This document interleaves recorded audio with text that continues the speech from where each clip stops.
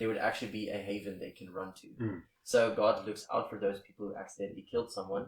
You should be a cheerful giver. Give what you have decided in your heart. It's not a definite 10% you have to give. That which you and the Lord agreed upon that you have peace about, that is what.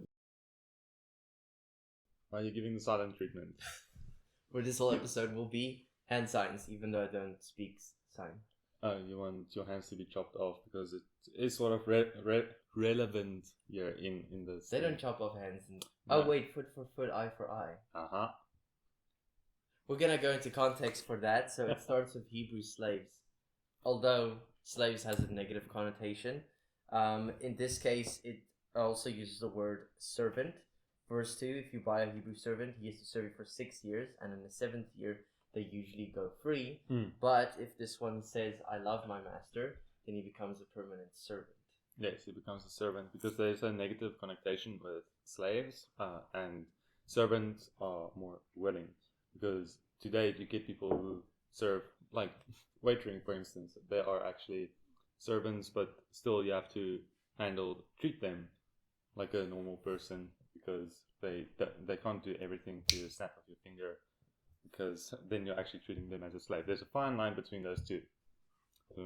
Right.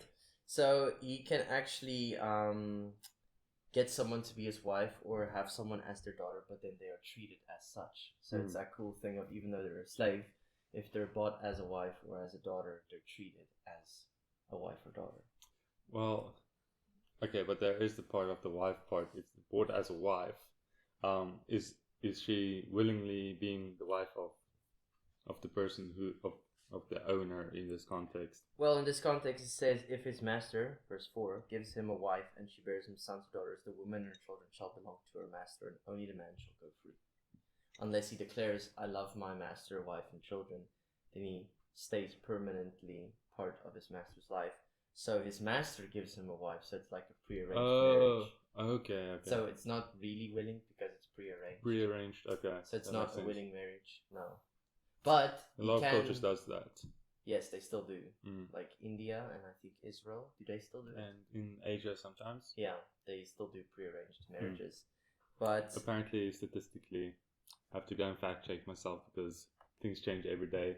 But the divorce rate is less with prearranged marriages. Really? So. Well, isn't it more intense to divorce that person, because if you divorce it, you will be going against your own parents, and that will be a lot of family conflict. Probably. So then you don't take the risk by divorcing your prearranged wife. That does make sense.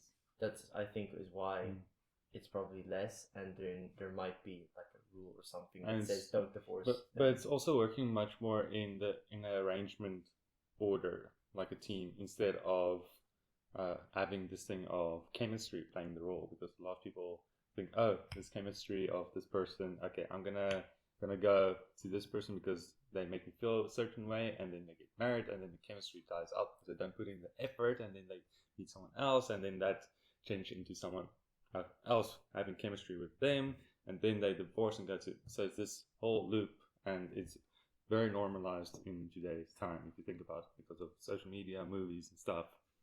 In the meantime, it's actually prearranged marriages that actually put in the effort to make it work, in a sense, I believe. But you're kind of forced to make it work, if you think about it. Yeah, but what if you don't like the person? And you actually don't get along? I don't know, but so a wise person once told me love is a lift as a bad word. Love is a working word. It's a working It's a verb. It's a word. It's a verb. Okay. Love is a word. Work. A verb. A verb is a working word in action. A verb. A verb. A verb. Anyway, after that, it talks about the protection of life. God sees the life of people as very, very important. And one of the examples is that if you were to hit someone and that person dies, but you didn't do it intentionally, there would actually be a haven they can run to. So God looks out for those people who accidentally killed someone, or even Cain that killed his own brother. He actually he was the first murderer. He was the first murderer, and he of course felt guilty about it, but God still wanted to protect him and look out for him. But then God also, God has compassion for him, but then God also wants him to come to him. But what Cain did is actually push God away. He distanced himself. I think it actually says there. Let me read it in Genesis 4. The little voice telling you you're not good enough, you don't deserve it. because you did something bad, but in the meantime, God still wants you to He does. be with Him. He says, There's always time to repent. That's very true. So Cain went out from the Lord's presence and lived in the land of Nod, east of Eden. Verse 16 in chapter 4 of Genesis. He was overwhelmed by his guilt, but the Lord still wanted to protect him and wanted to be close to him, but he went away from him. Just like we said in chapter 20, the people distanced themselves. So early on in the Bible, there is still proof, or in the earlier books, that there is proof that God did want to have a relationship with everybody. But it had to go such a drastic measure to actually send Jesus. That was always the plan. That was always the plan, but it's like had to get to that point of your own son has to die, or get onto your level so you can actually start relating with God, or feel like you're much more in a relationship. Don't know where I want to go into that, but Yeah, since the beginning, it's very clear that he wants a relationship, and that's why he's looking out for them in this way. And did you know that one of the reasons to be killed is that if you curse your own parents, it says that you have to be stoned to death, which is quite intense if you really think about it. You don't get a hiding anymore. No, that was much worse. And if a pregnant woman got hurt and there was a premature birth and serious injury, then it was eye for eye, tooth for tooth, foot for foot, wound for wound. A very intense kind of justice. But Jesus actually commented on the tooth for tooth thing in Matthew 5. What was his comment? He said, "You have heard that tooth for tooth, eye for eye, and so forth. But I say to you, whoever slaps your cheek, turn the other cheek as well." That was about if somebody slapped you, they would use the back of the hand to hit you there on the right cheek. Mm-hmm. But then if you turned your other cheek and I hit you with the palm of my hand, then it's like slapping you as my equal. And they wouldn't really want to do that because I can easily just say slave. Then, like the Roman could have treated the Hebrew as a slave and hit him at the back of his hand. Yeah. But then slapping him with this side is like slapping him as it's more likely to leave a bruise, but also you have two hands. Sorry, but you have two hands. I think they usually hit with the right hand. It was the back side. But if at this, then it would have been it. It does make sense. It's just odd that many people don't think of using the second hand. True. But then Jesus would have said, like, turn the cheek again. He did say that. So once, twice, thrice. He says, if somebody turn a cheek, turn the other side. And it was because of equal, not equal. And he also said, go the extra mile. So Jesus challenged this part where he said, instead of justice, you go out of your way to serve people. In The Chosen, there's an episode in season 4 where they carry the gear and everything of the soldiers. And there was a little post thing that marked a mile.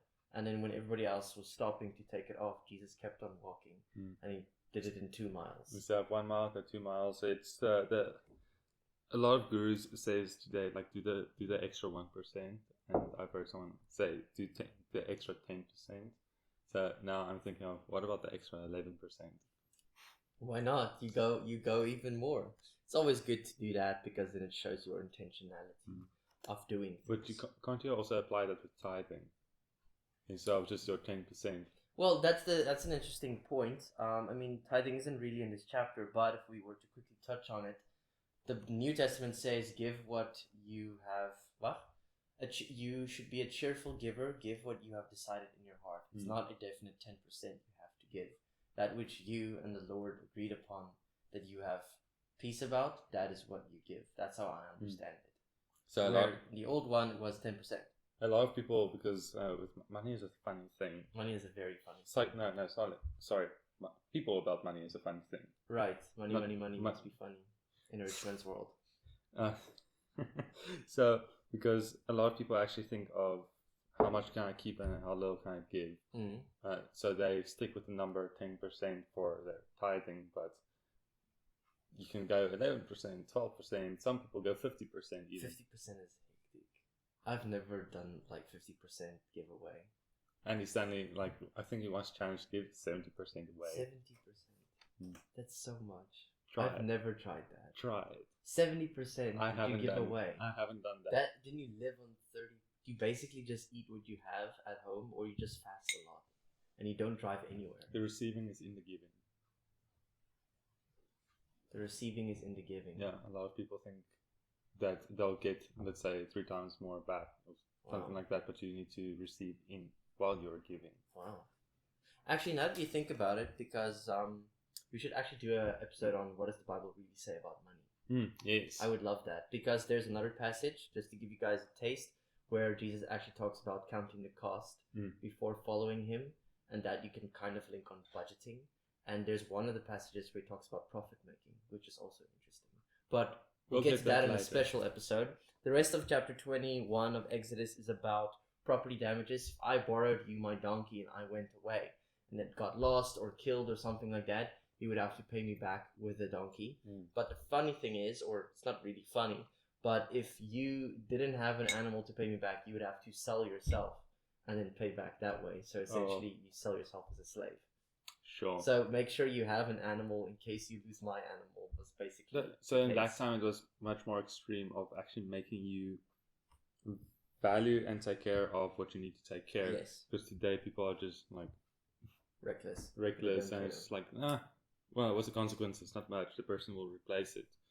So that time is like, oh, okay, come on if you can't replace it, then it's much worse for you, if you think about it. And one of the other things that was interesting for me is that anyone who kidnaps someone is to be put to death. Sure.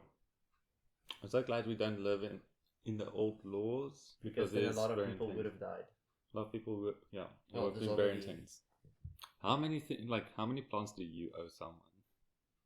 I've been given plants, and I planted the one. It's called the spackboom. I don't know what it is in English, but it grew a lot, so it's not dead. It actually grew massively. Like, for instance, house sitting, how many plants died? Yeah, quite a lot. So just get a Lego plant. It doesn't die. It's fine. You don't even have to water it. But this whole thing is how God wanted there to be justice and order for his people, and this is what he was giving to Moses as he was on top of Mount Sinai, right after the 10 Commandments. And chapter 22, which follows next, will be about protection of property. So we will see you in chapter 22.